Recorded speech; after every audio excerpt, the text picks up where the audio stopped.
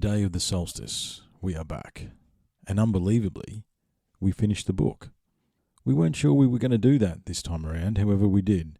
And look, is 22 episodes too much? Probably. Do we need to look at it in a different way and how we do it and why we do it? Yeah, maybe. However, I think it's another lesson again of it's not about the destination. It's about the journey. The journey of Earth's forbidden secrets has been a very interesting one, and one that myself and Angus are reflecting on. And maybe we'll do an episode, maybe we won't. Quite obviously, this is the longest break I've ever had, and I literally took an actual break from the show. I took a break from all aspects to do with it. Well, not the research. The research never stops. I can't help myself. However, as far as anything to do with unlocking the code, I did take a step back, and I learned many things. And there's a lot of stuff that I want to say. However, I'm working on a solo cast that I'm going to do probably in the next week or so to unpack some of that stuff, because there's been a lot of lessons learned and things to reflect upon. I said it at the start of this episode, but I'll say it again. Thank you very much to all of those who reached out to me. The fact that you took the time out of your day to check in and see if I was okay and what the show was doing, I can't express how much that means to me. So thank you very much for that. This will be the third coming of the podcast. And what that holds, I'm not sure right now. However, for the moment, kick back and let's dive into the last chapters of Earth's Forbidden Secrets. Not sure what you're about to hear. Part of me wants to go old school, like real old school. However, I'll see how I feel when I stitch it together. I hope all is well in these times of chaos, in these prophetic times, in these uncertain times. Thank you very much for tuning in. Love to you all. We'll talk soon. Cheers.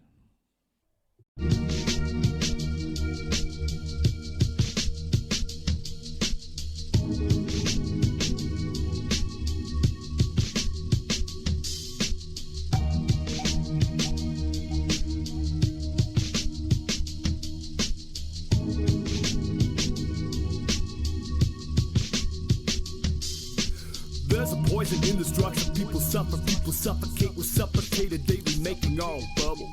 Subtle is the cuddle of the snake that squeezes. Hate to see this matrix seizes. Maybe we just need to pull the plug. Drain the system, poison out of body. You've been probably overdosing most of your life and never noticed. Overloaded, rub the cups and come and toast. And no one's open, no emotion, no engulfed in this dimension here. We work all day and it's always a thinking crystal clear. Everything we do revolves around the dollar count. It's all around us, all around. We're falling down. It knocks you out, get off the couch. It's all think out the top of flame will cost you cancer. Dropping houses all around us. Got your spouses, got your house. You call the council, got no answers. Evolving out in small amounts. It's all we have. It's all planned out for our defeat. Water down the modern man and bottle up. So we have no intuition of a vision that it's all corrupt. I know we read our vision, if we always been forgotten. We're sick of our thoughts and living in boxes. Now let's go find all of those outreaches, forgotten the beaches to walk on the treetops tomorrow. All pieces of part of us. Go find out what's been making you tick, but didn't face it with criticism. Awaken your inner visions. Slow life down. You better leave your belongings. You'll start receiving your callings and be unleashing from bondages.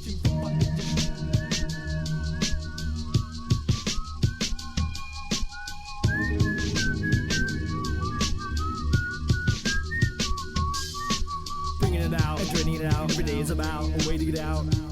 Find a solution, life illusion, portrayed every day in our face. We do what they say, they use us away. Pollution can take, inducing our brains. We choose to escape, to do what they make, You wear it on your face, I can see the burden on your shoulders heavy. And it's getting unrelenting, you're frowning from how hard the world strains you. When stress is depresses, confess. It's just a system that's a hope that puts you in scenarios you never chose. It's not your fault that every known element in your life has been controlled. Everything but not your soul. So this can be some therapy, some psychedelic clarity. Don't fight between polarities, go where it will not go. Slide between the barricades, it's nice to be aware of things. It's kinda like some kerosene, lighten up the world. It's a poisonous system, you didn't invent this prison. So who'd you be when it's all out? Everything you think needs to go now. Defeat the people that hold down you from beating you, blow out out your brain cloud. Become new and escape now. Take Route 86, escape now. Gotta lay down everything you learned, everything you know, everything they ever told you. Been the poison from your soul. Bringing it out and draining it out. Every day is about a way to get out. Our minds are polluted. Find a solution. Life illusion. Pretend every day in our face. We do they say. The use is a way. Pollution can take. Inducing our brains. We choose to escape. Do what they make. Do what they make.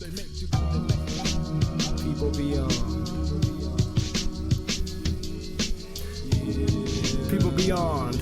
Waking up to the people we need to be. 2004. Beat by Cumulus. It's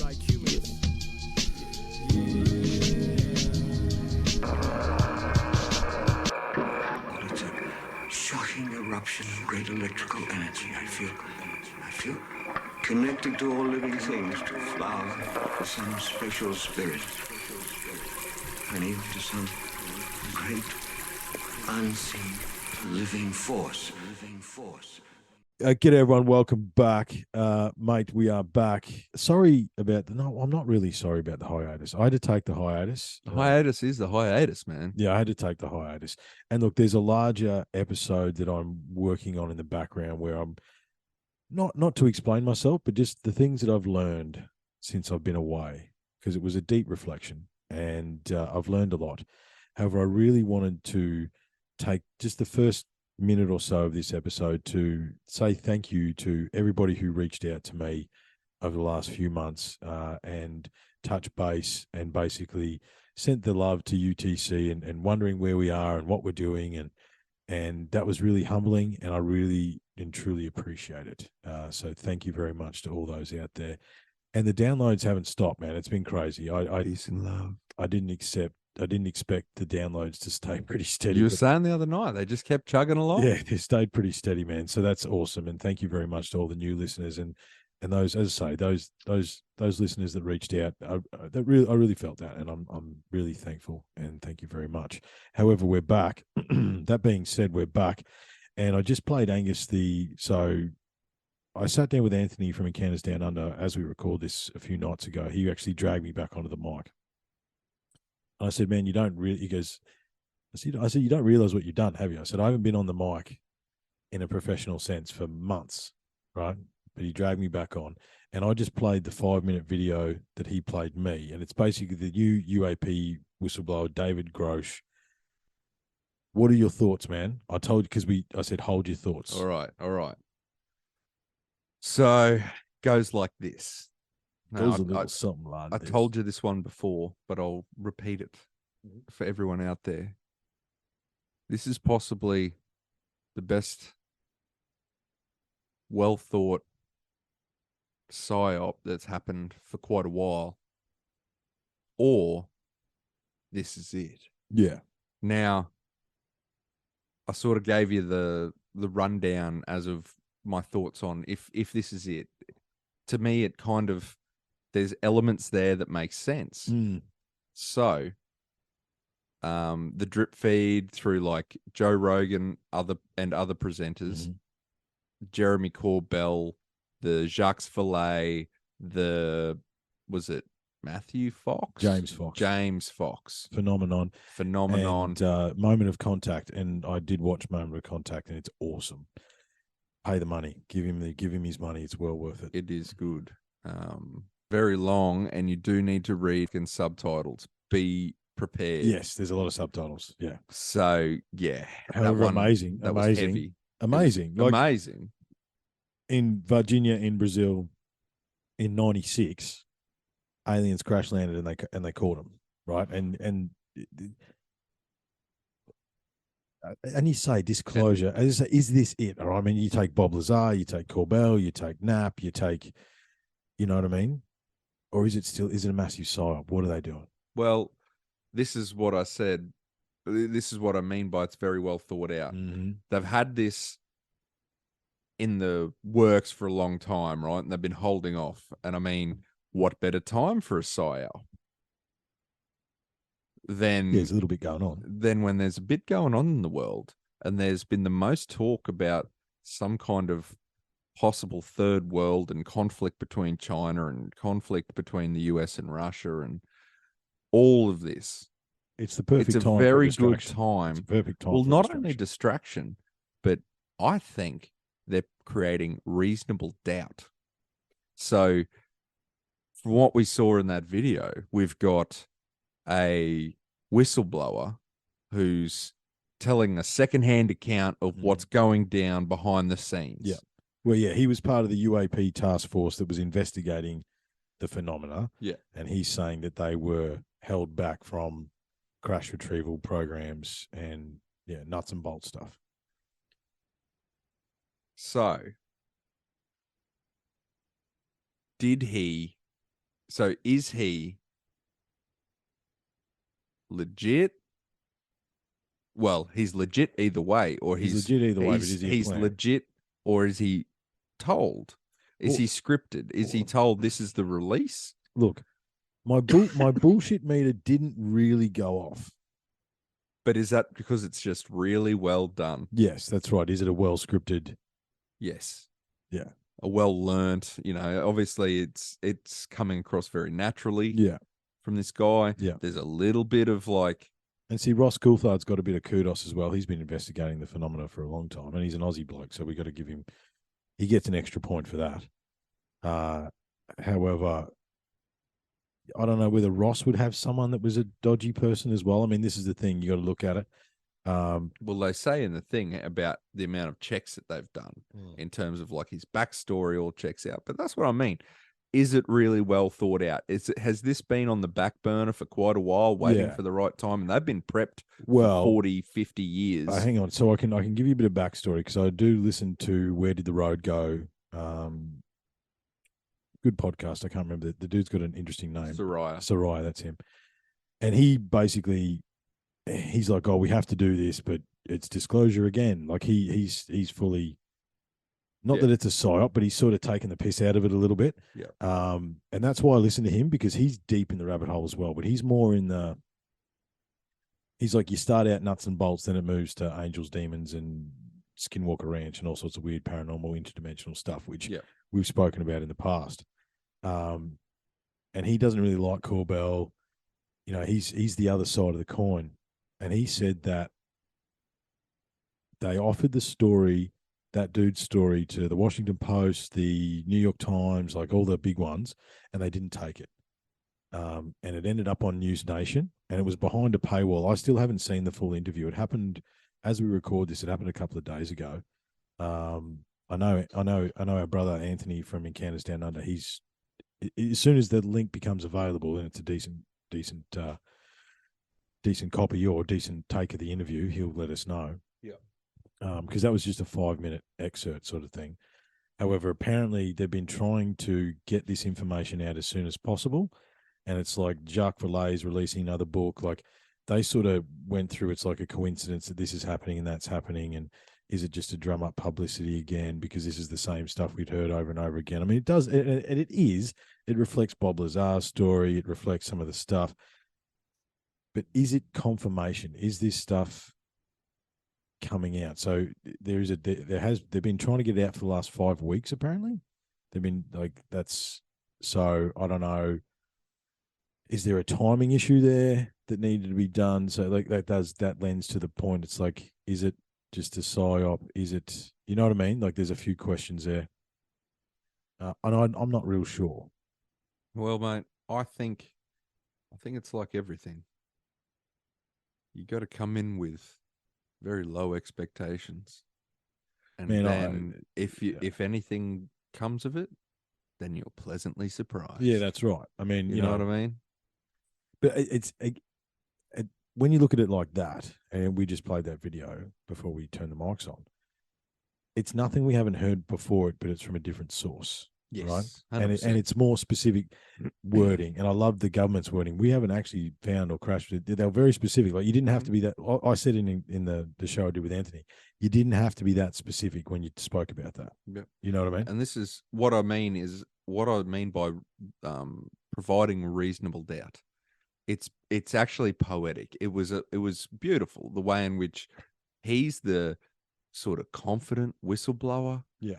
I'm putting myself at risk. How it is. I'm putting myself at risk. Yeah, we've got all of many this sort of spacecraft. stuff. Yeah, many. I thought it was a joke as well. Yeah. And then you've got the beautiful scripted reply from the government being like, "Oh no, No. we don't have any of evidence this. of this. We no, It is no, a bit no, no." boilerplate stuff, you know what I mean? So it's like it for the same thing it does for us.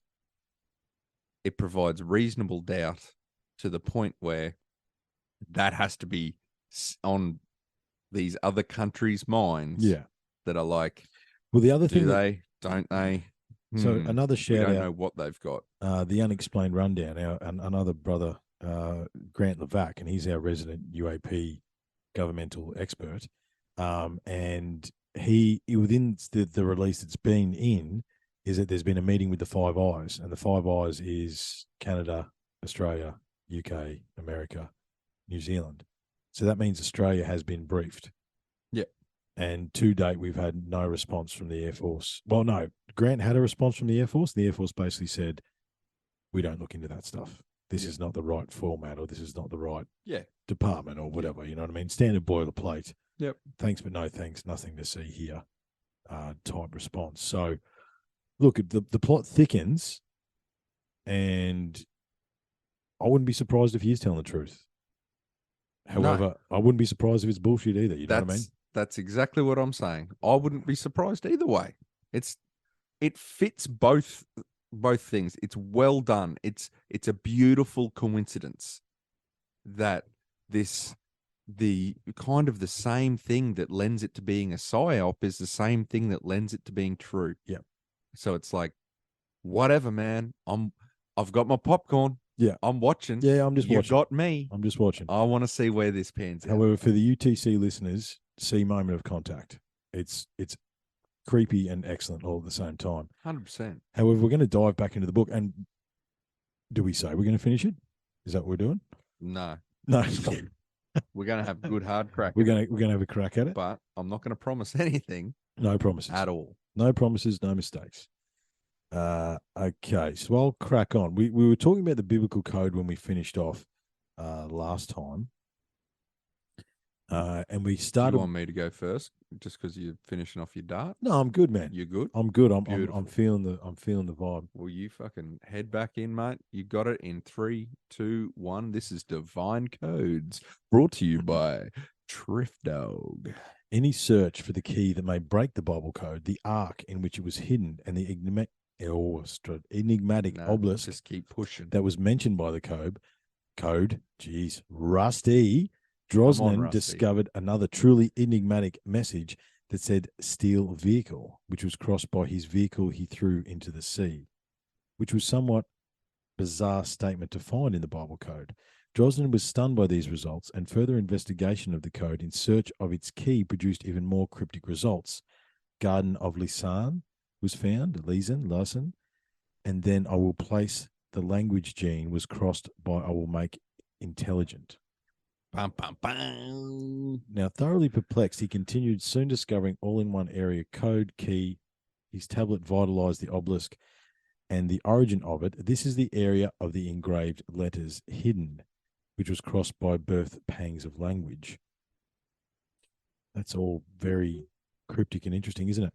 Drosnin's discovery of these cryptic references kept continuing. In Lisan, DNA in the language of DNA was crossed by a copy of Everything Was Brought. In Lisan, DNA was crossed by Mazra seeded, and DNA code was crossed by On Obelisk, and in Adam, the template. All were found by Drosnin within the Bible code. Now, if my attention was not pricked at the start of the book, which it most certainly was, it was most definitely fully aroused now. Stop it. As I stared at these cryptic messages and read of Drosnin's bewilderment at finding them, something began to dawn on me.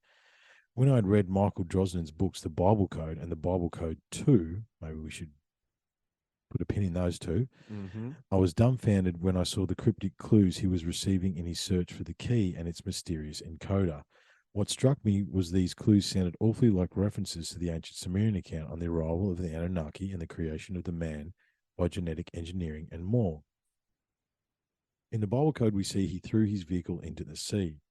And in Sitchin's translation, the arrival of the first team of the Anunnaki, told in a personal account written by the first leader of the Anunnaki himself, in the lost book of Inki, we read, "Into the waters down it splashed, into the depths not sinking." Drosnin also found references to a steel vehicle and sections of the code suggesting that such a vehicle may exist somewhere in the area of the Lisan in the Dead Sea. Oh, so Lisan is a place. Okay. Do you want to find Lisan for us, mate? This is remarkable because the arrival and wading ashore of a god in a fish suit, that's right, the gods in the fish suits, that's another one of those things, isn't it? Who was the creator of mankind, is a theme that is in fact common to many cultures. According to Sumerian texts, the lord Ea, later to become known as Enki, is said to have worn a fish suit and an eagle mask as he waded ashore through the marshes. The event also recalled in Greek mythology as Oannes wading ashore and creating mankind and civilization. See, the story is the story is the story is the story, man. Oannes is also depicted in a fish suit, and it's notable that Oannes has also been at times depicted as a serpent fish, in obvious reference to the Sumerian god Enki. Enki himself also appeared in a fish suit in early Sumerian depictions. The mysterious Dogon tribe from Mali, West Africa, also worship a god donned in a fish suit and a helmet of some kind who they say started mankind. The similarities between these legends, coming to us from vastly different cultures, cannot be understated or easily dismissed. Here's some fishman. Look at that, dude. Some fishmen. I see it. The Philistines also worshipped a fish god called Dagon. It's similar to Dogon, isn't it? And symbol of the fish is still used today in Christianity. Yep. Which is the fish also comes back to the fact that we're in Pisces. Yep. Right, and we're moving to the age of Aquarius. Correct. Yeah. The cross is also a very significant Christian symbol, and not simply because it was the method of execution used in the crucifixion of Christ, but it is also worth questioning if it could be in any way possible that the symbol of the Christian cross could have its true origins in elongated shape in the early Sumerian references to the planet of the crossing and its elongated orbit. I'm not saying this is so, of course. I'm merely asking if it could perhaps be possible. Ancient legends from countless ancient sources tell of the Egyptian god Thoth at one time writing a book in his own hand, then secreting it in a metal box or ark of some kind, and inscribing a pillar or pillars with the information that would reveal its location. This mysterious lost book of Thoth has been one of the most sought after artifacts in all history, right up there with the Holy Grail and the Ark of the Covenant. Did anything to do with Lisan, mate? Yes, mate. Yes, yes. The Lisan Peninsula is a large spit of land that now separates the north and south basins of the Dead Sea. Okay, interesting. Right, fair enough. I appreciate that, sir. You're welcome. There are some interesting legends attached to this book. According to the story of Setna, the Book of Thoth lies in an iron box hidden beneath a place once known as Coptos, thought to be near the middle of the Nile. The location was said to be Setna to be the tomb of where Neferkepta, the son of Ahimotep, lies with his wife Ahura and son Merab. On the chest of Neferkepta lies an iron box. Within this iron box, a box made of bronze. Inside the bronze box is a box made from sycamore wood. Within the sycamore box is another box constructed of ivory and ebony. Inside the ivory and ebony box is a silver box, while within the silver box is the last, a golden box. Inside that golden box lies the coveted book of Thoth. All about the iron box are twisted snakes and scorpions, and is said to be guarded by a serpent that cannot be slain. That reminds me, so apparently in the Masonic tradition, there's a library somewhere that is like it, but it's not box within a box, it's stone, right? So the 9 different types of stone in different hardness levels are on top of the wherever the information is. Right. Somewhere. Yes. Yeah, and that's what just reminded me of that. Yep. The layer within the layer, layer within the yeah, layer, yeah, within the yeah. layer. Maybe. And the serpent that cannot be slain. The serpent stuff is interesting, man, because like yes, did I take a hiatus? Do you think I stopped researching? Of course I didn't stop researching. Of course I didn't stop looking at different things. And the serpent's one of those ones that keeps repeating. Oh, there's serpent bloody symbolism throughout everything. There's heaps of it. Max, I'm going to say longbow, drawing the cross inside the elongated orbit, because he wasn't crucified on a cross; he was crucified on a T. The top part was added later. which, look, that could still work potentially. Yeah, you don't need that No, you don't need the that top top piece. section for that Mm. drawing there. I don't know. Yeah, Yeah. I would say I would agree with you, mate. It's a long bow, but hey, it goes well with this line of thinking. Yeah. When considering the clues that were uncovered by Drosnin in his search for information concerning the mysterious encoder of the Bible code, the legend of the metal box containing the lost book of Thoth immediately springs to mind. Could it not be reasonable to suppose that each of these two references, which both refer to a secreted metal box containing incredibly significant and advanced information, may in fact be references to the exact same lost artifact? Could the Bible code be providing us with still further confirmation to the factual reality of the ancient Sumerian accounts? Mate, you shook off that rust pretty well. I did. Afterthoughts. Okay. Oh, Jesus, that sounds like we're wrapping things We up, might mate. be. We might be. We're kicking on through the book. I'll keep going. I'm in the flow, man. Yeah, bro, you're doing really well. Afterthoughts. In the absence. there you go. He's in the universe. We He's set in ourselves up. the commentator's curse. In That's the it. absence of evidence to the contrary, the simplest solution is usually correct. Yeah, Occam's razor. Yeah. Keep it simple, stupid. That's actually going to be one of the keys we talk about in one of the next episodes.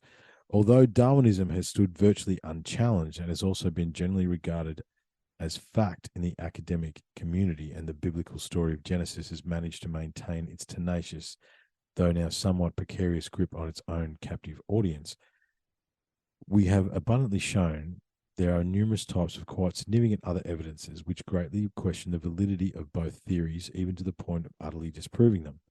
Not only does the new evidence challenge these theories, but it also brings into question a number of other things that have been presented to us as fact, even challenging the very fabric and foundations of our beings and who we thought we were. A god of science and numbers. I'll do some of this, man. Then I'll pass it over. How are you feeling? Do you want to take? Yeah, man. No, I'm good. You do you. All right. Get it out of your system.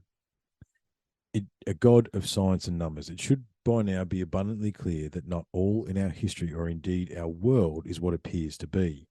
Certainly is not what perpetually promoted to us as factual. Evidence proves beyond any shadow of a doubt that an ancient civilization, even more advanced than ours, did indeed once exist on this frail little ball in space that is our home. All evidence indicates that they existed circa 11,500 BC and then destroyed themselves in a nuclear holocaust of catastrophic proportions circa 2020 BC. The evidence tells us that the event took place in the Sinai Peninsula, and that aerial battles were also fought over the Libyan desert, scalding the surface in acres of strange yellow glass that still lies there today. That was interesting, actually, the yellow glass. I remember that now. Academics dispute the possibility of this, mainly due to the time frame, flatly stating no uncertain terms that circa 2000 BC, mankind was still hunters and gatherers, which, and this sort of, again, 2004, 2006, we wouldn't say that now. No, we wouldn't say that now. However, isn't it interesting? I mean, got to remember, it's only 15, 16 years ago, and how much it's changed. We've had a large paradigm shift so far. The answer to that is yes, indeed they were. Yet evidence irrefutably proves that such a civilization once, did in fact exist. This itself proves that man was not in fact responsible for the civilization that we found so many traces of, which in turn indicates that it was built by someone other than man.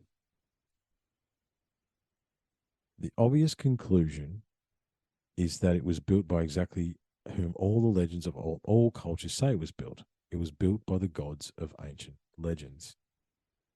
All cultures are in bold and italic. I just thought I'd mention that because we don't even sing that. He's trying to re-emphasize. Let me say that again. The obvious conclusion is that it was built by exactly whom all the legends of old from all cultures say it was built by. It was built by the gods of ancient legend. I agree. Those same beings were responsible for the enigmatic structures, devastating wars we are told in great detail in the Sumerian texts, and for the vitrified ruins in the deserts that ensued. There's also a lot of vitrified ruins in Scotland and stuff like that. The melted castles are very interesting.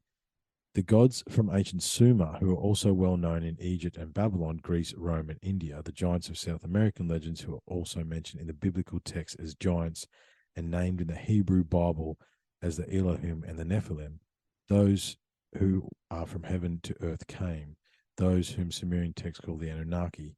I have little doubt that the Adamu worker race, which the Sumerian text tells us was created in Eden, was indeed the very story of creation of the biblical Adam in Eden.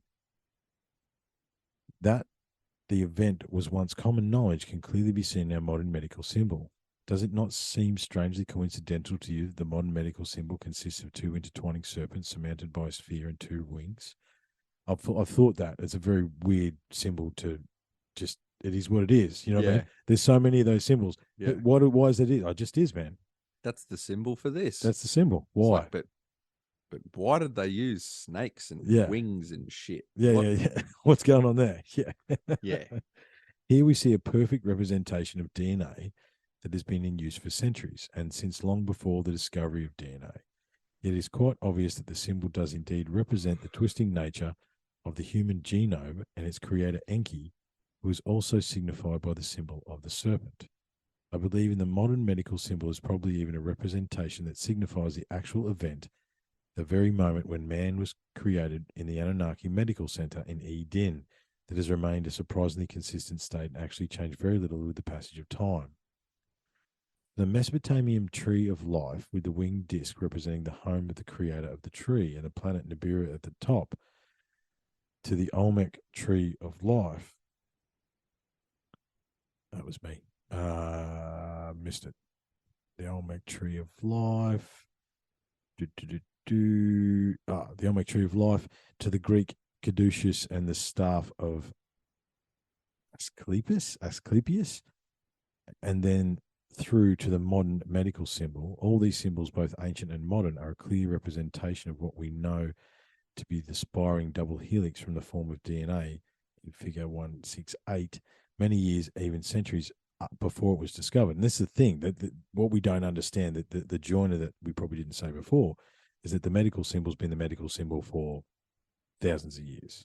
Right, it just is what it is. Right, that's it is what it is across so many different cultures. How did they know? The Sumerian tales speak of how the Great Pyramid was constructed by the son of the great Lord Enki, who had created man with the aid of his half sister Ninmah. Enki had 6 sons. One of these sons was the Sumerian god there's that one, Ningishzida, known in Egypt as Thoth. That's right, we just changed it to Thoth, didn't we? We're not saying It's that all anymore. coming back to me now. We just changed it to Thoth. The master of science and numbers in South America is Quetzalcoatl, the great benefactor and bestower of knowledge, and in the Greek myths as Hermes, the master of science and mathematics. Legends throughout all mythologies recall Thoth as one of the wisest and most benevolent gods of all. Thoth is said to have created countless wonders. It was Thoth who always consulted in the construction and astronomical lines of the temples. It was Thoth who added the leaves of knowing to man's tree of life. It was Thoth who gave Ka in his mark. That's right. They can't grow the beard. Remember that? That's right. That's yeah. Thoth inseminated Isis with the seed of her murdered husband Osiris, resulting in the birth of Horus. It was Thoth who designed and constructed the miracle that is the Great Pyramid. Several mathematical and astronomical similarities between Egypt and the enigmatic structures at Stonehenge also strongly suggest that Thoth may have had a hand in the construction of that site too. Here's a different thought that I've had since we've been away.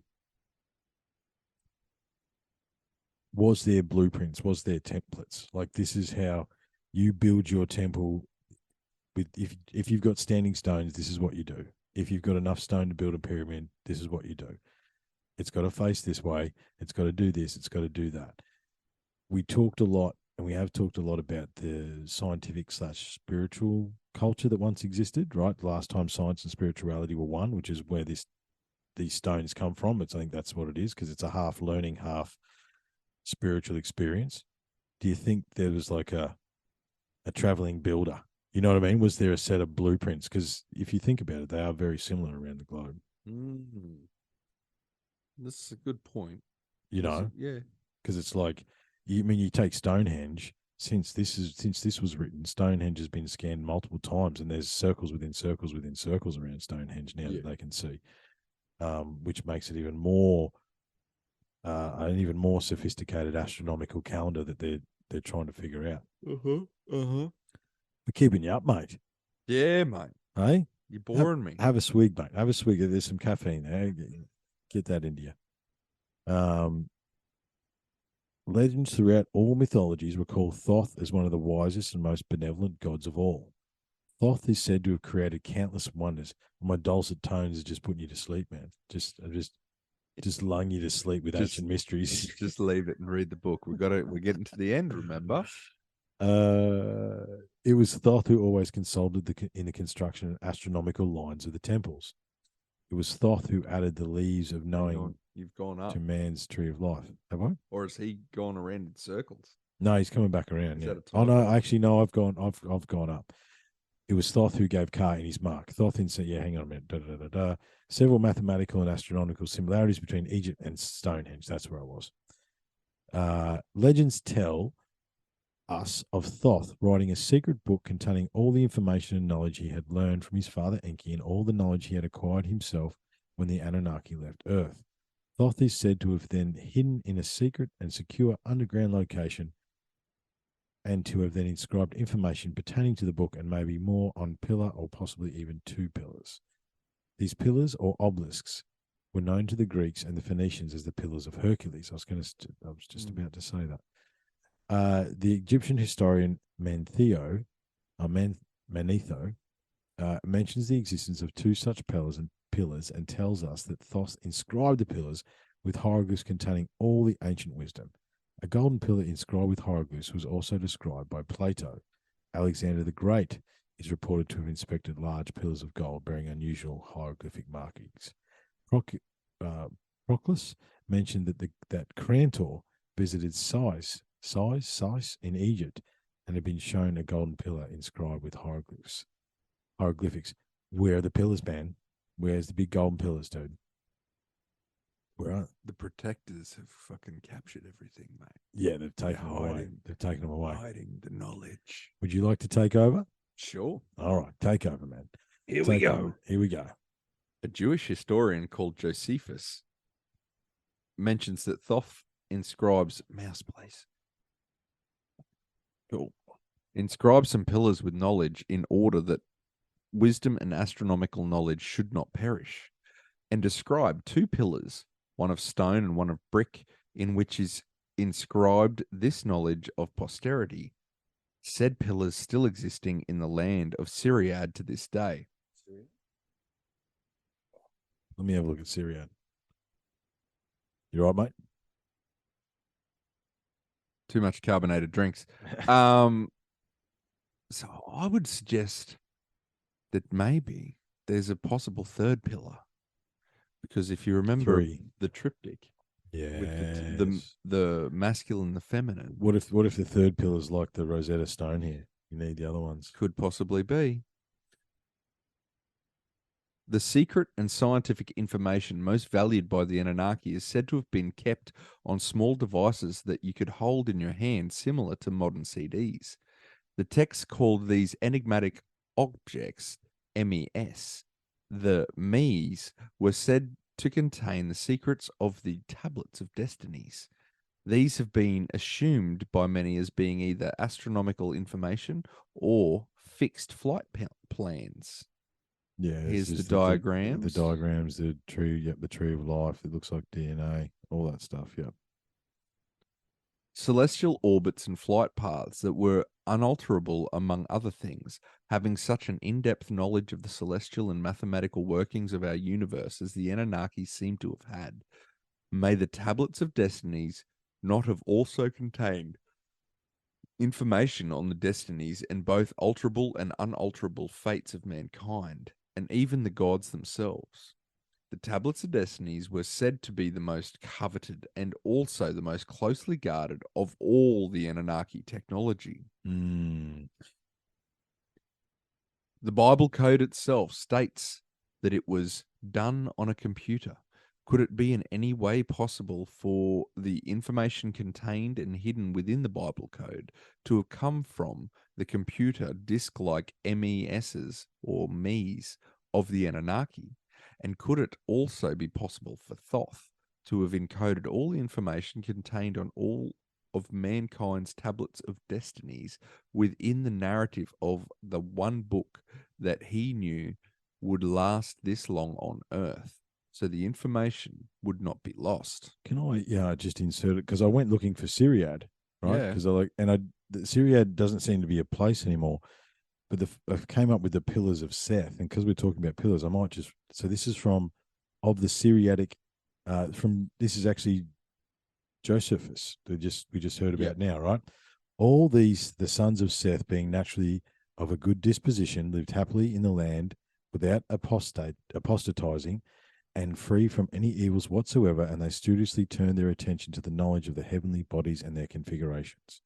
Unless their signs should be at any time be lost among men, and what had previously acquired should perish, inasmuch as Adam had acquainted them that a universal aphanism, I don't know what that is, or destruction of all things would take place alternately by the force of fire and the overwhelming powers of the water.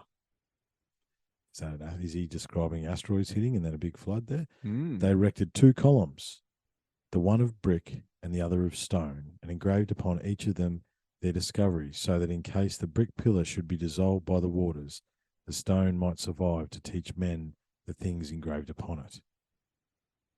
And at the same time inform them that a brick one had formerly been also erected by them.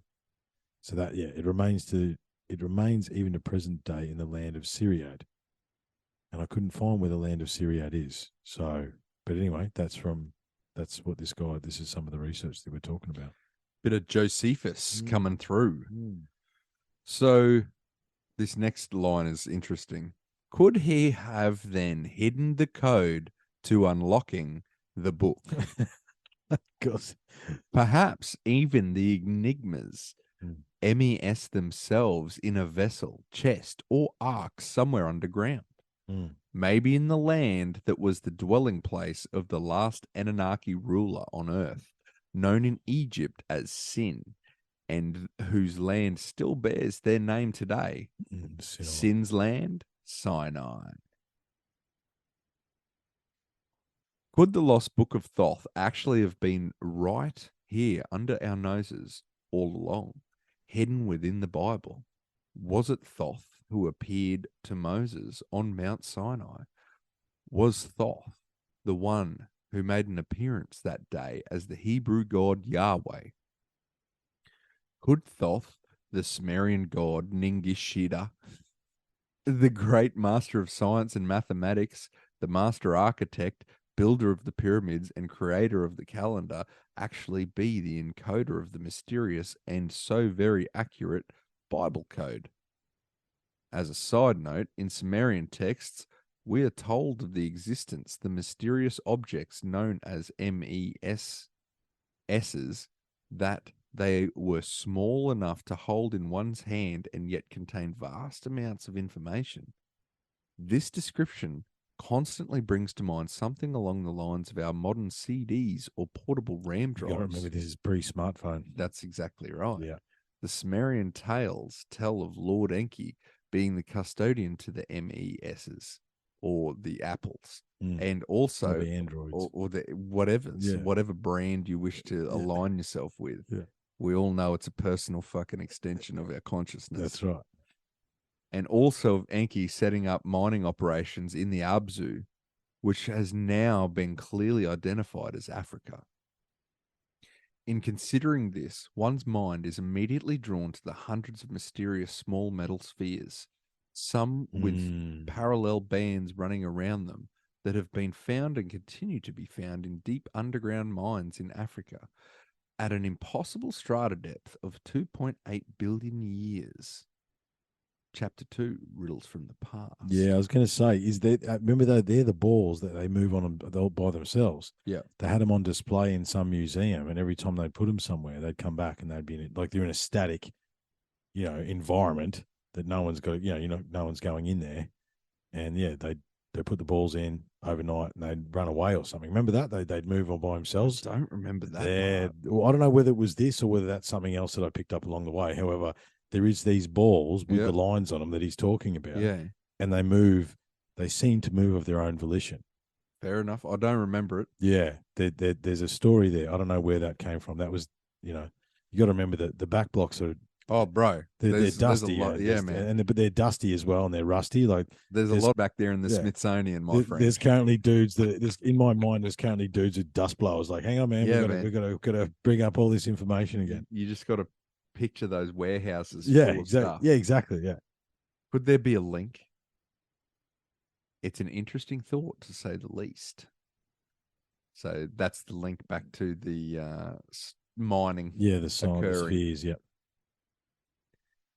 So our newest neighbor, on Monday, August the 2nd, 2005, scientists absolutely confirmed the existence of another planetary body that is part of our solar system, thus bringing the number of orbiting planets known to be in our solar system to a confirmed 10. However, if one considers the sun to be a system member, and the Earth and the Moon as being a double planetary system, as the ancient Sumerians did, then the actual number of bodies existing in our solar system is now raised to 12, thereby confirming the 6,000-year-old Sumerian accounts. Or What if the asteroid belt? What if the planet that was there that'd be 12 too, wouldn't it? If you add that one into the mix, because isn't that Tiamat? That's Tiamat that exploded in the Great War, the Space War. So is that, if we're taking that one out, In putting between that Mars one and in, Jupiter. take out the sun, That's now you're 12. back to 12. Yeah. 100%. And absolutely confirmed is a big statement, and they understand that there is another body somewhere out there that is causing the solar system to wobble, but what it is, they don't know. They don't know, but it's out there. There is a mass out there. They're tracking it. They're trying to track it and find it, but it seems to be a black mass. Like it seems to be, it's a it's a dark mass because they can't find it. But it is out there. Yeah, it is out there. So the astronauts of the Space Shuttle Discovery also spent time observing and photographing the planet, which also has at least one moon. This could be a stretch here. During their August 2005 mission to the International Space Station.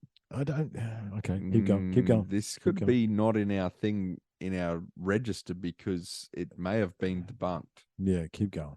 This discovery is of enormous significance. Do you want to just have a look to see like what comes up if you type Discovery 2005? Let me keep going. This discovery is of enormous significance.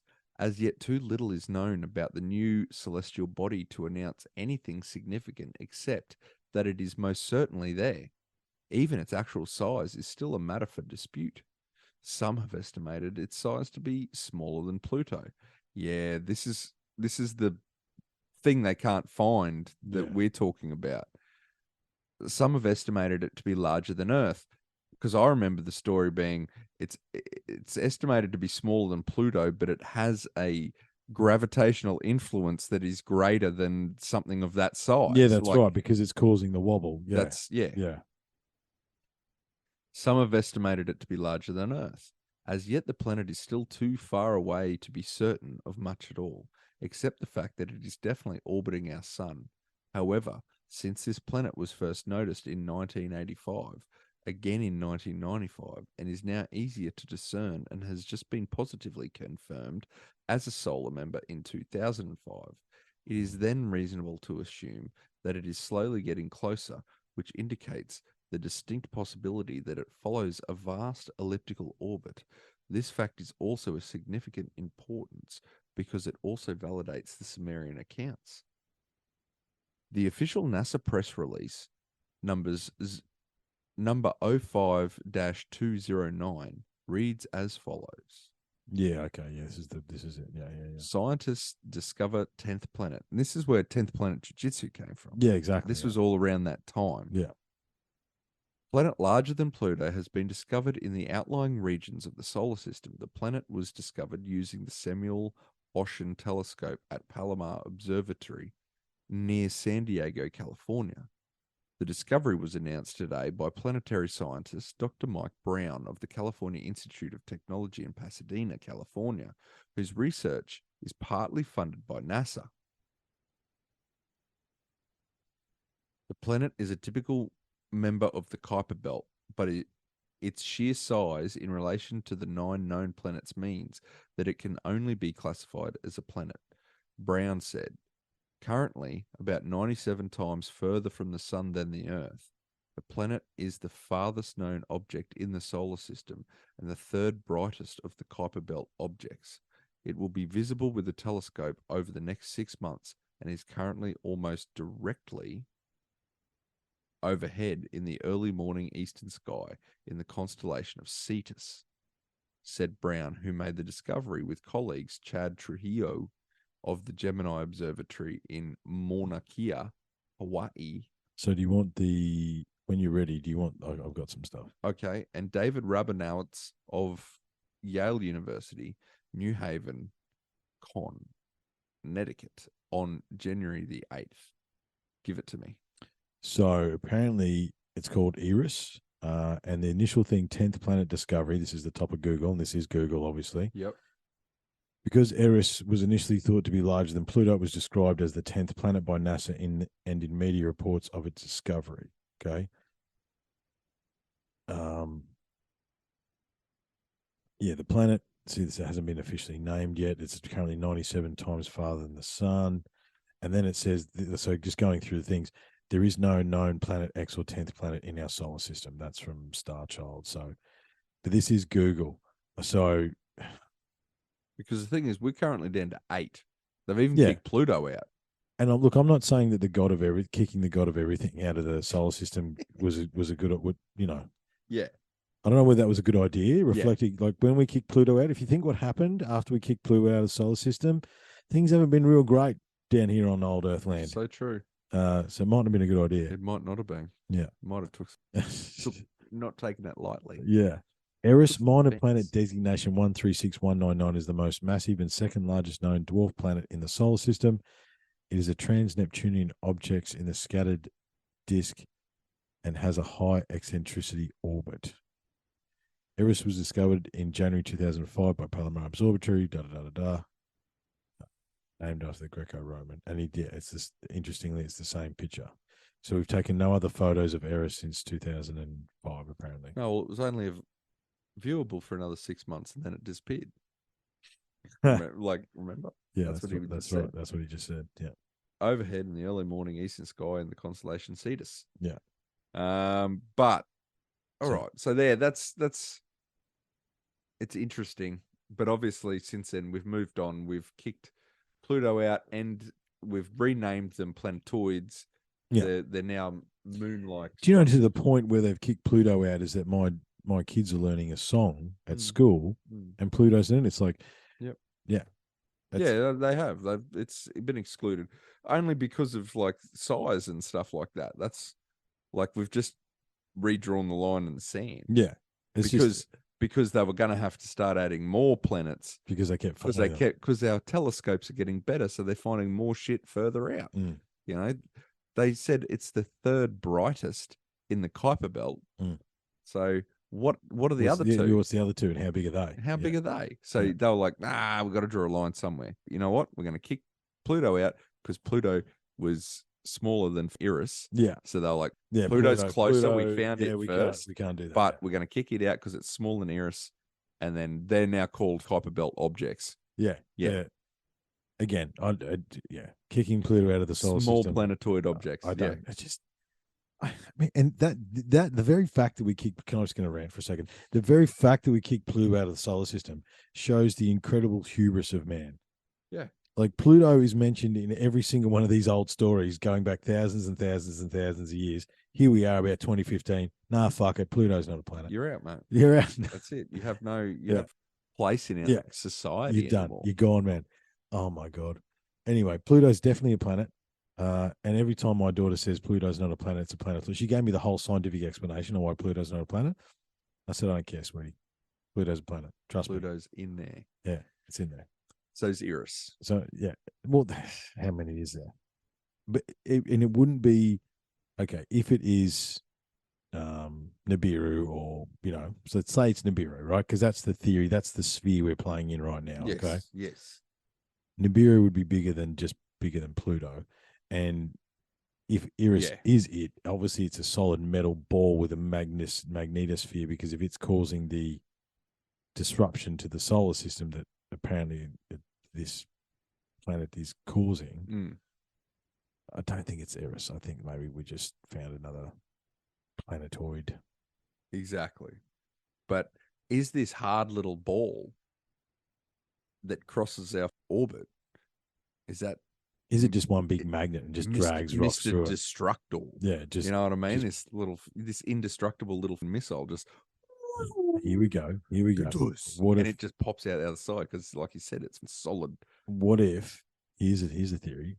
What if Eris is the core of Tiamat? Yeah. What if it's the core? What if it's the cooled off and just set on this trajectory? Yeah. Just this little bullet-like object. Yeah. Maybe. 100%. Maybe. Keep going, dude. Brown. Okay. So Brown, who is a professor of planetary astronomy, scientists can infer the size of a solar system object by its brightness, but as one can infer the size of a faraway light bulb if one knows its wattage, the reflectance of the planet is not yet known. Scientists cannot yet tell how much light from the sun is reflected away, but the amount of light the planet reflects puts a lower limit on its size. Even if it reflected 100% of the light reaching it, it would still be as big as Pluto. Pluto was still in it when this was written too. Yeah. I'd say it's probably 1.5 times the size of Pluto, but we're not sure yet of the final size. We are 100% confident that this is the first object bigger than Pluto ever found in the outer solar system. Right. Brown added. Yeah. A name for the new planet has been proposed by the discoverers to the International Astronomical Union, and they are awaiting the decision of this body before announcing the name. It was Eris. And I think, and isn't it interesting, the super advance in technology from 2005 to now, in what we can 20 see years, and what we can 20, 18 years. Yeah, whatever. Yeah. In what we can see. Yeah. Like it's crazy. It is. Yeah. So now we venture into a new doctrine.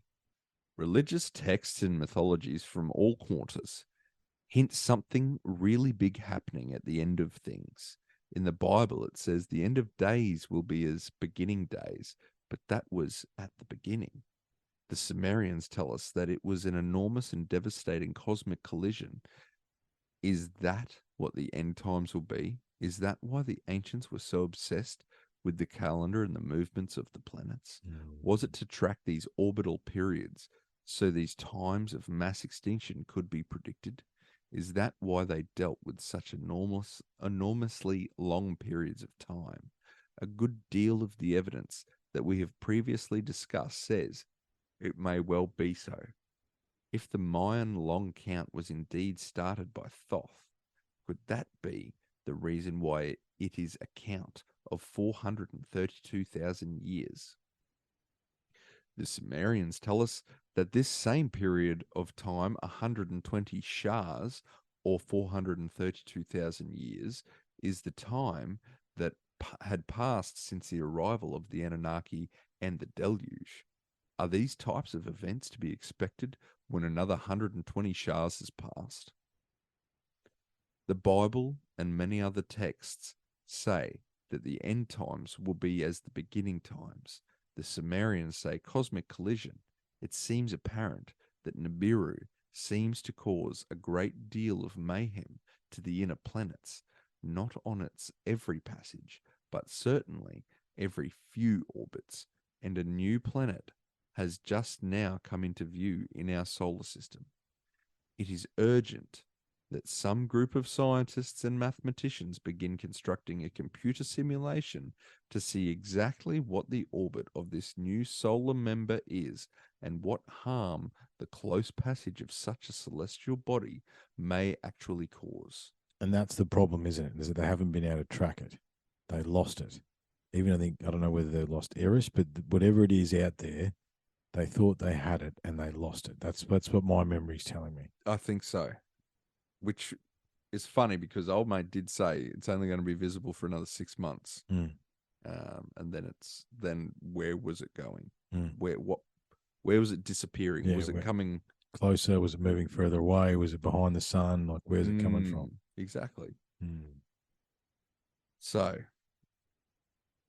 however, the real path to safety and building a harmonious future for our race and our planet lies in the education of the people. Mass education on a global scale. Brought to you by Joe Rogan. If mankind is to survive, education is man's greatest natural resource. Remember how the Mayans claimed to have had an earlier harmonious and scientific approach to worship that they had received from Quetzalcoatl, but over many years it had become overtly permutated and corrupted by other influences. It is this author's opinion that an extremely valuable lesson can be learned from that story, for it seems that though traces of the ancient beliefs still run through modern religions with noticeable starkness, the stories themselves have now become so corrupted and twisted by outside influences that they now bear very little resemblance to the original concepts and messages that were once meant to convey. Absolutely. Yeah, I agree. Modern religions teach little of the old knowledge, but instead exert control over their practitioners by enforcing a blind adherence to rigid rules through fear of an unseen and wrathful retribution, to be inflicted upon them by a God that they claim to be pure love. The very concept is pure contradiction, right from the very start. Modern religious texts also teach that all other texts are to be ignored. It's because it's the word, bro. That's right. It's the word, man. This is, of course, to hide the fact that the doctrines have been borrowed and permutated and can quite easily be disproved through investigation, and then control is lost. It is a well-known fact that the Christian religion even taught reincarnation as part of its doctrine until it was removed from the texts in the 5th century. While even in semi-modern times, we have seen those Christians who claim to adhere most stringently to biblical texts also alter them to suit their own needs, as with the Catholic religion adding the no divorce decree that has never appeared in any other version and indeed never appeared in the Hebrew texts from which the Catholic version was derived. The Mormon religion claims to be Christian, but actually follows their own doctrine as described by the Book of Mormon. And it is similar with the Jehovah's Witnesses. More recently, we have witnessed the same in both mainstream and evangelical Christian religious movements, with the introduction of the Good News version of the Bible.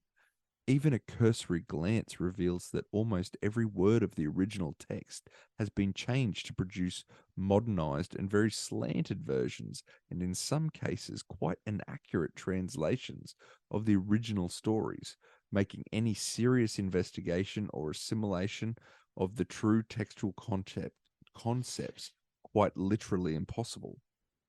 I hadn't thought about it like that. It's true. Similar insecurities can be seen in the Islamic religion, where virtually all outside influences are banned and constant reinforcement of belief is required through rigorous prayer. These types of practices quite obviously and very logically reveal glaring insecurities in any establishment, and even more so when applied to organized religions. If a religion is so stringent that it cannot be faced by outside facts or influences, then the faith it is based on is obviously resting on a very thin foundation of blind belief in any such establishment can only be badly placed. The same is true of any movements that require blind faith, be they religious, political, educational, or otherwise. Can I just say one thing there, though? Yeah. So if we were to scroll back up a little bit, he mentions a part where he was saying the old symbols have been basically bastardized, right? Mm-hmm. So to me, in that moment, as I read that, it's the slippery slope of change. Yeah. So you get on a ceremony, Mm-hmm. you get someone one day cuts a corner, Mm-hmm. and then slowly but surely, as those little Chinese whispers continue to Chinese happen, whispers was the word that this was exactly what I was then thinking. your ceremony slowly, slightly changes Mm-hmm. over time. Now, the only way to defeat that is the stringent adherence to the letter of the law. Yeah. Which is what he's now saying. Yes, what he's saying can be true, but I think it's also when you have a stringent set of rules, it's like, no, there's no alteration. Yeah, this is the way. reason for that is, though, so then there's no change over time. Mm-hmm. That's how you combat the slippery slope of Chinese whispers. Yeah. Is stringent adherence. Now, it's being looked at negatively here, but I think that's how you keep something pure as it was originally intended, is through that. Because if you give people artistic license, then it artistically changes over time, and you end up getting the modern version of the Bible where all the language has been changed to the point where the Bible code doesn't work on it because it's completely changed. That's right. But it's also, you're changing it from languages to languages to languages. You're losing in translation. You're losing meaning. But then the religions become methods of control. Exactly. So then you change it because and I think all of that happened. Yeah, exactly. I think all of that happened. Absolutely. Yeah. Well, I mean, this is the argument. I don't sort of have this problem much anymore but used to run into Christians, and I believe in the Bible. The Bible's the word. I'm like, yeah, that's cool, man. Which one? Yep. Where do you want to go? What are we talking here? We're talking the Hebrew Bible, the Old Testament. Where are we actually going? Because depending on which book you read is depending on what you see and depending on what it actually says as well. So it's like what I thought about the Masonic stuff is interesting, right? That's probably a stringent adherent to a process that I would know of, because the Masonic texts are the Masonic texts, right? And they're very particular about that, and that's the whole reasoning behind it. So, like, I can see what you're saying there. I can see what you're saying. It's interesting. Well, as I read the other bit, what went through my mind was, how would you stop that? And I was like, well, you have to have a stringent set of rules. And then the next paragraph, he's telling us about stringent sets of belief systems being a negative thing. I'm like, well, that's the only way you stop what you mentioned previously from happening. However, the problem is with all these faiths that he's talking about is they are just arms of the Judaic-Christian faith. Well, and not only that, but they all mirror the Sumerian story, the Greek story, the Egyptian story. Exactly. That's what that's something the South American story, us, right? Yeah. Is the fact that the internet is our new printing press. Yeah, the throwing some shout outs in the first episode back. Teresa and the Patriot did a Eucharistic miracle on the Spiritual Gangsters podcast, which really kind of creeped me out a little bit. However, listen to it, and it's basically it's the blood and the body of Christ, right? And Teresa's open that she's a religious person, and that's totally cool. She's still very open minded, right? Which is what I like. And my take on the Eucharistic stuff, it's like, yeah, but that's the story. Because she asked me what I thought about it. And I was honest. I said, look, to me, the Bible story is the Sumerian story, is the story. But it's interesting, the energy attached to it manifesting into the physical, which is the creepy thing about this Eucharistic stuff. However, it's interesting, man. Can you explain to me the Eucharistic stuff? So the Eucharist is the blood and body of Christ, right? So when you take the wafer and you drink the wine, Yep. that's called the Eucharist, and that's Right. you are having. It's literal. It's cannibalism, basically. You are ingesting the blood and body of Christ. That is what you're supposed to Yes. take it in as. And But there's why do the Christians do it again? What's their meaning behind it? well, it's just that Christ compels you. I don't actually really know, dude. Can't remember. I don't know. I really don't know. Yeah, I can't remember because the Catholics call it communion, don't they? Yeah, communion, but it is taking of the Eucharist. Of That's the what Eucharist. That's the words. That's the I've never words, heard yeah. that one. That's good. I like that. Yeah, but there's all these miracles attached to them where it's actually been flesh and it's been the same blood type. It's all this creepy stuff. Yeah. However, it's interesting because it's the energy behind the story, man. You know what I mean? Yeah. And it manifesting into the physical. But I like the stringent adherence to what though? Like, well, it's in our times. It's a bastardized version. Yeah, basically what they're saying. It's not the original. What has happened is through all those things we said happen, like as in it being used as this and control devices and like the Catholic Church definitely did that. The priests were rock stars, and that's why what's his name? Martin Luther. That's why we know his name, because he created the Protestants. Yeah, which had this English translation. German. German, that's right. The From printing Latin press, that's to right. German, and then used the printing press. He printed it out, so as then everyone could just read the Word of God. Whereas before, when it was in Latin, they were rock stars. Only the priests could read it. Yeah, and I think that, and you talk about the control version. I think that's where the priest must be celibate came into it, because everyone wanted a piece of the dude that could talk to God. You know Exactly, what I mean? man. They were rock stars. Yeah. Pick their harem. You got that lighter, or have I got that lighter, bro? I think you. Oh no, I've got it. I've got it. Do you want me to? Always got it. Do you want me to? I think it's time for you to kick on, my friend. Down to the old proper and complete global education is, in truth, the greatest resource available to aid in the continued survival of our planet and mankind. True education is what is required to assist in the building of a harmonious future for us all.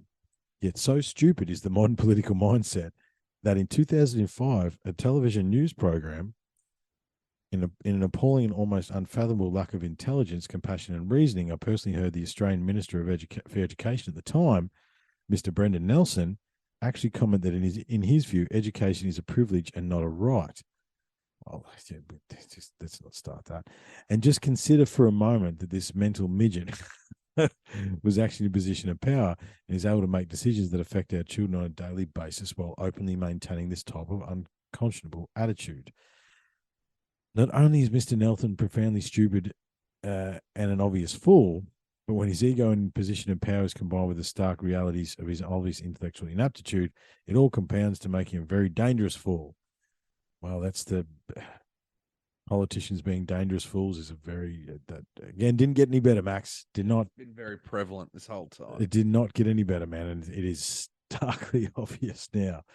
A minister blatantly announcing and promoting the concept that education should be given only to the privileged spells a great danger for our future.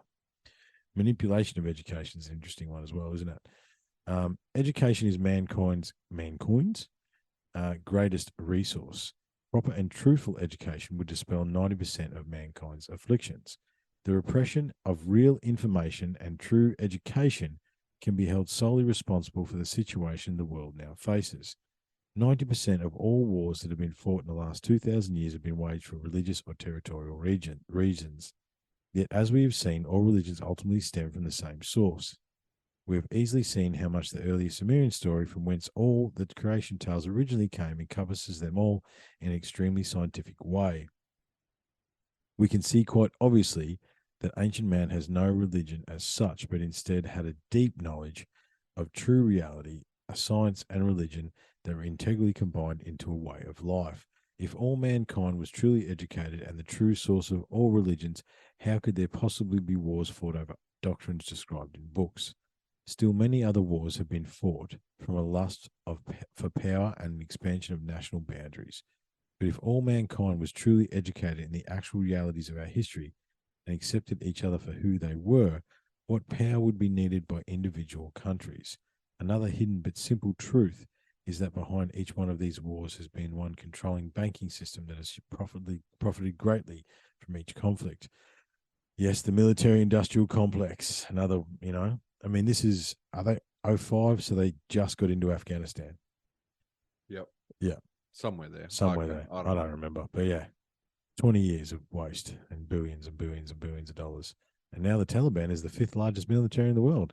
And in life grand. But that's not what they're talking about. No. He's talking about The banking the system. Rockefellers and Yeah, stuff yeah, like yeah. that. Yeah. The banking families, Yeah, true.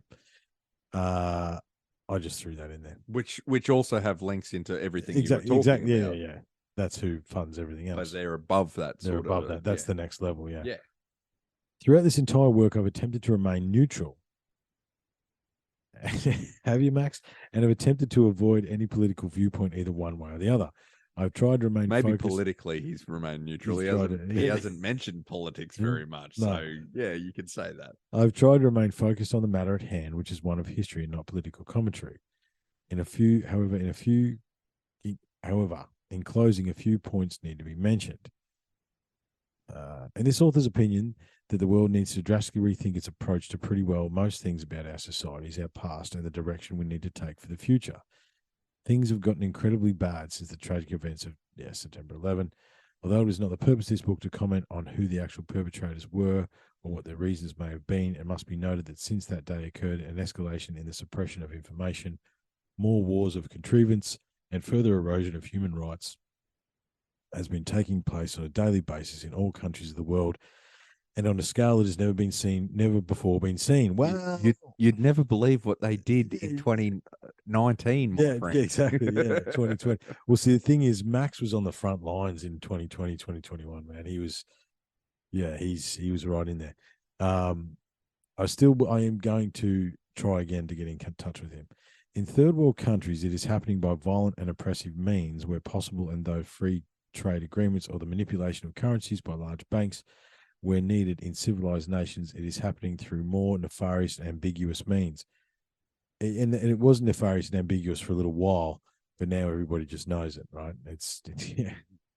Politicians are better at the stock market than the professionals are, man. No one knows why. It's crazy, dude.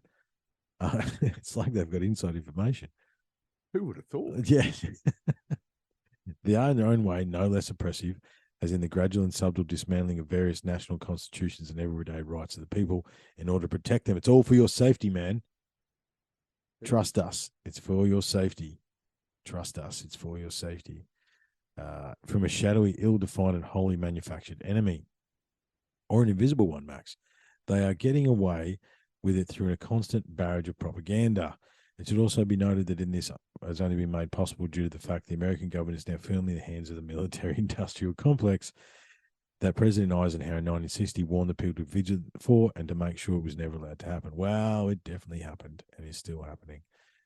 It's still happening to the point where they're willing to provoke World War III. I mean, yeah, that'll be the ultimate one. Yeah. Well, that's what we mentioned at the very start. Is the UAP, is a disclosure just a warning? Like, hey, back off. We've got some shit that you don't even know about. Yeah, that's right. We've got. But if they got shit, that's the next thing. What are they releasing?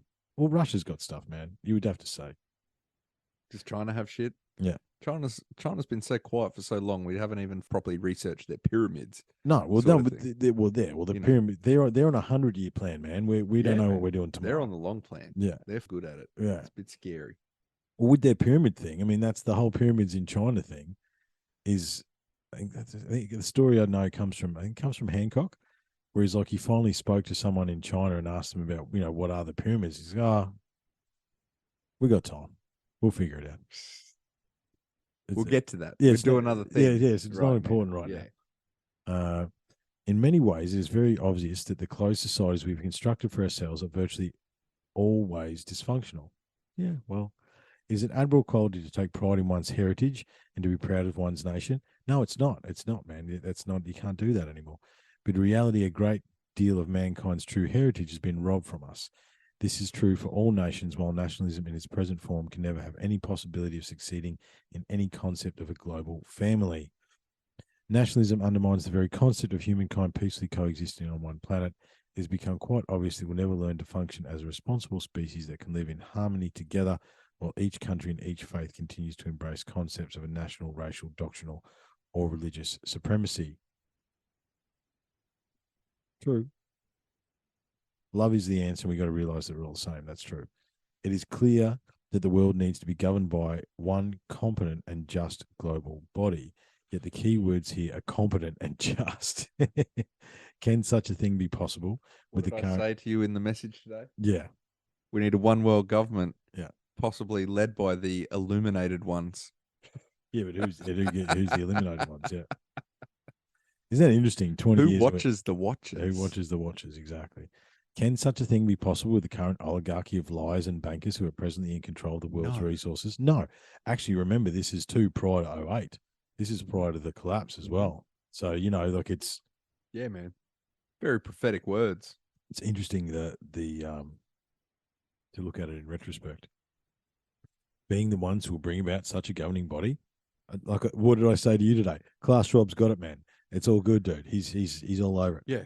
No, I think where Max is just a little bit wrong is the governance. We don't need to be governed. When we all need to understand like each other and accept each other Yeah, with love, and then we don't need governing. that's right. That's what needs to happen. There's a general set of human rules. Be good to each other. Don't, Yeah. the 10 commandments, for want of a better description. And that's it. Yeah. That's it. Well, and if we get to a place where, we don't need policing and stuff because there is no crime because there is no haves and have-nots. Like, that's what drives the crime is people that don't have. So Yeah. they take stuff from people that do have. But we've also got to make the new world about not having stuff. You know what I mean? And I think where the twisted concept is this socialism, communistic outlook that's being embraced because the idea on paper sort of makes sense. However, in practice, it's killed hundreds of millions of people. The problem is there's still someone governing it. That's right. You've still got someone in charge. That's where the corruption Yeah, comes exactly. from. Yeah. It's Because the oligarchy. Who watches the watchers? Exactly. That's the problem. We all need to have the same access to the same shit to a point. There's so much abundance that no one can have more of it. Yeah. Like we can all easily get it. Yeah. That's how it gets to this point. Yeah. Not with anyone governing anything because And the humans are humans. And he who dies with the most toys wins needs to stop. Yeah. You know what I mean? Yeah, Like exactly. But that comes from a scarcity. That's where you get that. Well, they create. Well, this is the thing. What is scarce? They say diamonds are scarce. No, there's not. There's warehouses and warehouses and warehouses full of diamonds. They just say that. But what I'm getting at is the fact that there's a scarcity. You can create scarcity through the fact that it's hard to get stuff. Yeah. But if you can print a diamond, go, I want a diamond. Yeah. And the AI tells the supercomputer to do something, and you can materialize AI is a whole different anything that you isn't it? want. Then that's the only way you get past scarcity. But then who has those devices to start with? Exactly. Who's in control of the code? It's just on and on and on. It just goes, mate, because we're apes, man. We're hairless chimps, and we're warring at our hearts. So he's hoping that old mate at the very start of this was telling the truth, and or is that the oligarchs? Is it at the top? It's Oh, as in the whistleblower. Was telling the truth. Yeah, if he's telling the truth and all the aliens exist, are they the ones in the control? only way are we an alien ant farm? Come back to the only way in which so this is where the space daddy comes from. Is the only way we can remove where we all become equal is under a higher intelligence. Wasn't Reagan? That's what Reagan's classic speech: the existential threat from another planet. How we'd get over ourselves. How quickly we'd get over ourselves. That's right. Face an existential threat from another. That's planet. exactly right. Because we'd have something to band together. Because you get to a point where it's like, well, my lineage that I've built up with all this money means nothing if we face an existential threat. Yeah. There's no, if we could possibly none of us be here tomorrow, then what's the point Yeah, of all we're this, all together now. of all this power? Yeah. There is none anymore because all we together. all need to work together. And see, then this lends into Project Blue Book, is because they know that there's a plan to stage an alien invasion to create the existential threat, to create their one world government, not the one we're talking about now. Yeah. So if they convince everyone that doesn't know, that isn't on their team, that there is an existential threat, then they will be like, what's the use of me having all this gold and money and stuff? Let's just we do whatever we can. We need to survive. But if someone's creating a plan, those people are like, oh yeah, throw away all your money. There's no need because we created the threat. Yeah. And then they give it all away, and then they go, oh well, funny how that thing we said was coming never actually happened, but now we have all your wealth. Yeah, now we have. Thank you for giving that to us. I don't know about redistributing this. That seems like a big effort. Like we went to a lot of trouble. We walked around and picked up all this gold. We put in the work. That's right. It's ours now. Like, come on, find us keepers. Oh, so it's come out because everyone's doing the research now that BlackRock has something like $10 trillion in assets. Yep. Now the global wealth pool apparently is $40 trillion. So between BlackRock and Vanguard, they own half of everything already. Yeah. So you know what I mean? Yep. Like pretty much every company. Oh, they're competing with this one. No, they're not. It's the same. It's the same. It's all the same, man. Yeah. No one cares. And I think what did I hear the other day? I know, don't quote me on any of these statistics. That they've got a bankroll of like $4 trillion as well. They've already got the goal, man. So like a $1 billion company collapses when you've got $4 trillion hiding under the couch. It don't matter. Like no, who cares? You know what I mean? There's a game above the game. You know, like if you've got $1 trillion, what we can't compute is a trillion is a billion billions. Well, what we can't compute is the difference between a million and a billion. Yeah. That's where we fuck up. Yeah, a billion is like a million millions. We can somewhat understand a million in terms of like dollars and stuff like that. But we as average people lose it when they go to billions. We're like, oh yeah, billions just the next step on from a million. But it's like, no. You don't understand. A billion is a million millions, man. That's a lot. And a trillion is a billion billions. Like you just the numbers. Yeah. That's it. We can't understand that step. So how do we understand the difference between a billion and a trillion? And there's hundreds of trillions dollars worth of debt in the world. Yeah. To whom? Yeah, the Decepticons, man. It's to that's Space Daddy. Yeah, it's Enki. We owe Space Daddy. Yeah. Where are we? Competent and just. Maybe that's what sins are.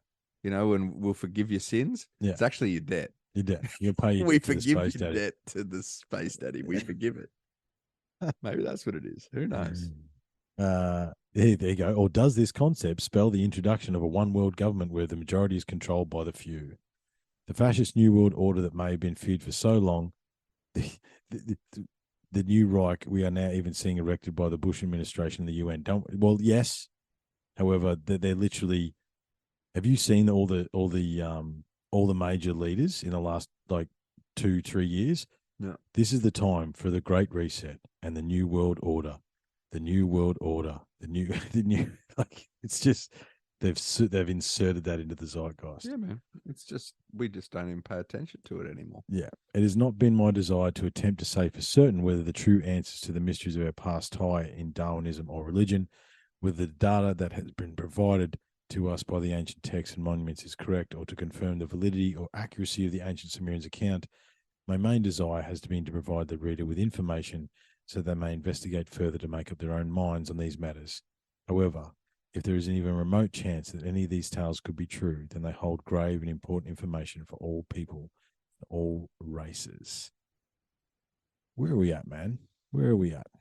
We get it. Oh, mate, his language is changing. We're getting close. Oh, no, appendices. Ooh. Hang on. No. Go back up. So, no, appendix. Go to appendix 1. Appendix 1. And what is the heading? A history in myth. Yeah, I think He's just going back into citations now. Well, not history. I think he's giving us a brief understanding of the story. Yeah. Appendix 2, the first tablet. See, The 7 tablets of creation. he's actually putting in there like these stories, these ancient stories and stuff like that. Mm. See, I don't know if we need to go into them. I wouldn't mind reading some of these tablets. Tablets could be cool. Yep. Tablets could be cool. I'm just sort of looking at the time, man, and I'm thinking maybe that it's All I'm thinking is that these are the ancient stories that he's putting together his argument from. His book, his argument, his theory is done. Is done. This is now not his work. This is just the tablets and stuff that he's put together. Like some of the stories that he's getting information from. So if we go, we've only got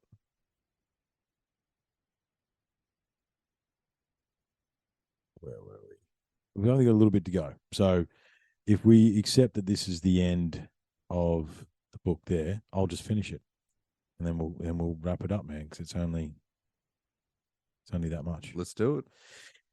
For my part, however, I believe the people of the world have been duped. I believe we've been systematically and deliberately lied to, and the Emperor's New Clothes syndrome and a fear of speaking out independently has been deeply ingrained in our psyche. Not anymore. Podcasts and the cult of Joe Rogan set us free.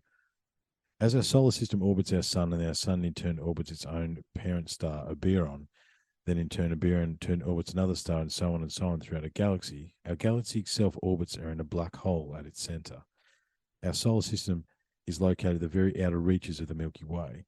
As we complete one great cycle around our galaxy, our solar system travels slowly up and down in a manner similar to the painted pony on a carousel, occasionally passing through denser center parts of the flat spiral where there are more asteroids, comets, and debris.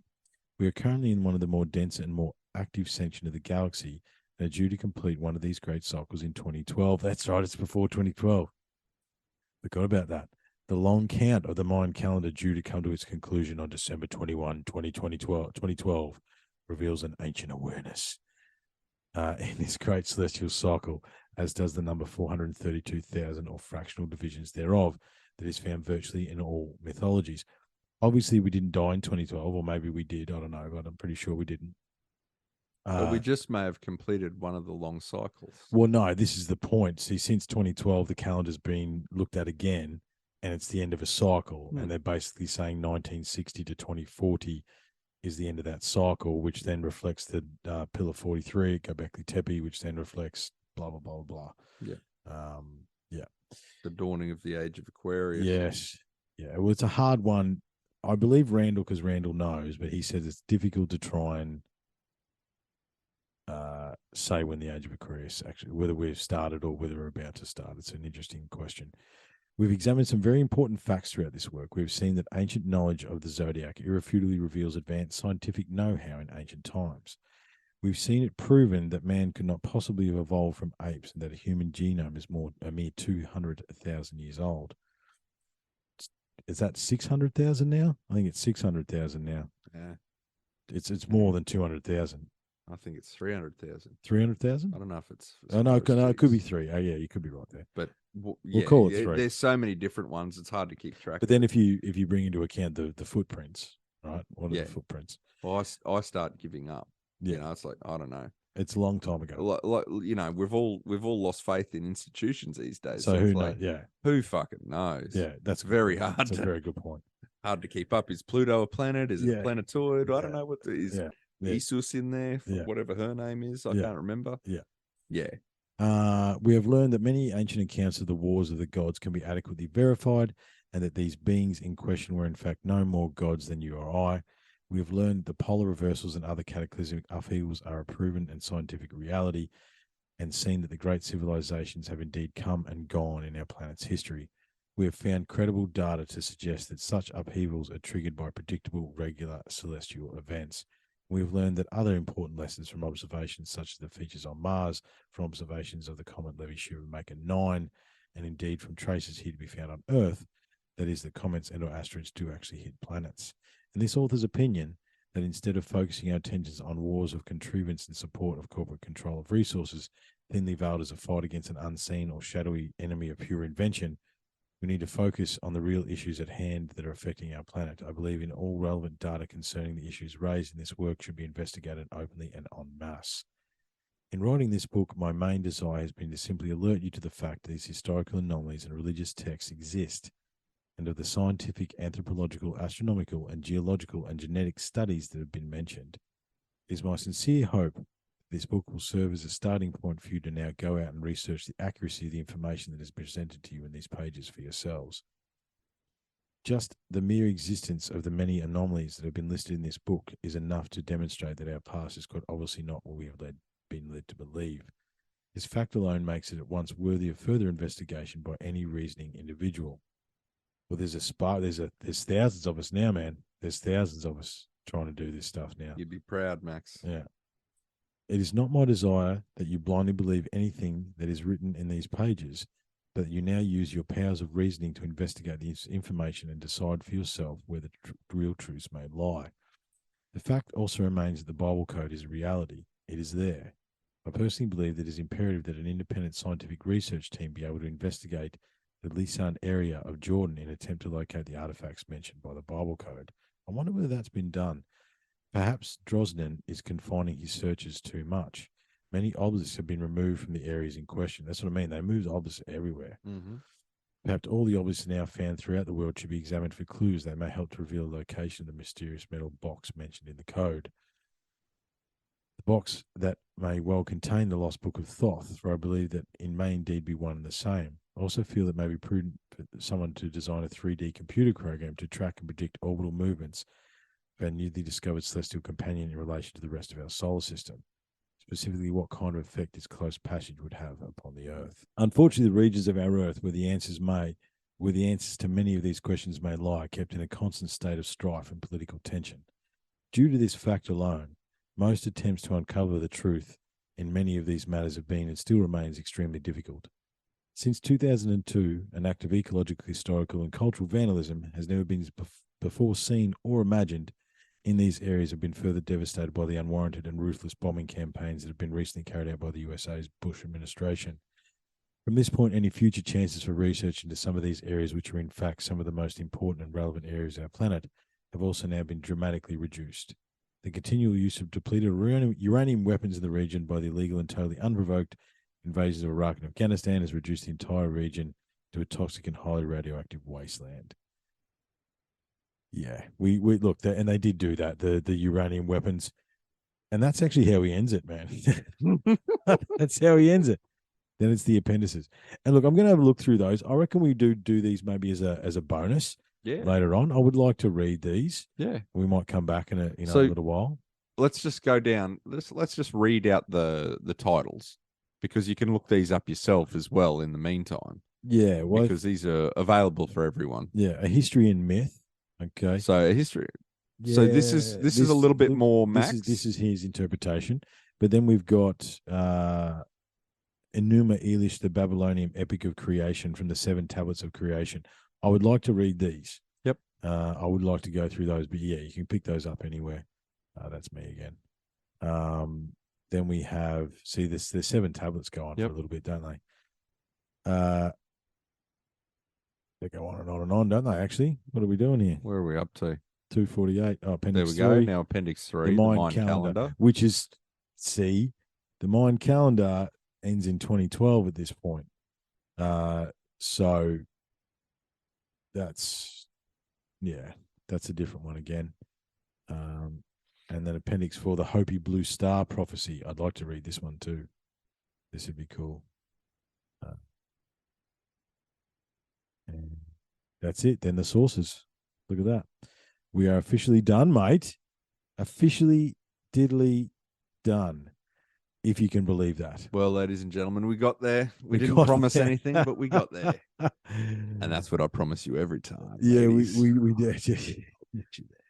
Well, listen, that thanks for that ending. You're welcome. We did get there, man. I don't know if I've got much. I think we might reflect and I think it could possibly be another episode. Maybe, might not be. Yeah, I don't know. I I don't think know we're just much. going to roll the dice and send it out to the universe Yeah, and see what it gives back to us, man. but I mean, it's what a journey. Like, I mean, and it I'll wasn't tell you about what. the destination. It was about that journey. No, You know what I man, mean? that That's a was a perfect great example, journey. right? And now, look, now we have to choose the next book. We have got the triptych stuff there. Old mate that does the triptych stuff disappeared off the face of the planet literally in the last 3 years. I don't know where he went. Where are I don't know where he went, man. He doesn't answer my emails. But anyway, Come on, man. well, we'll just see, dude. Thank you very much. That was cool. Always is. You got anything else? Nah, man. Just in this life and the next, we'll always love you. Until next time. Peace out. Cheers, guys.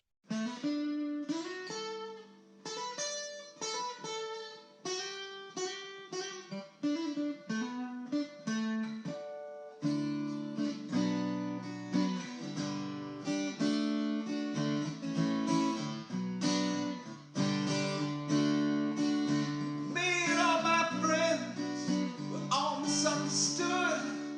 They say we stand for nothing. There's no way we ever could. You see, everything's gone wrong with the world.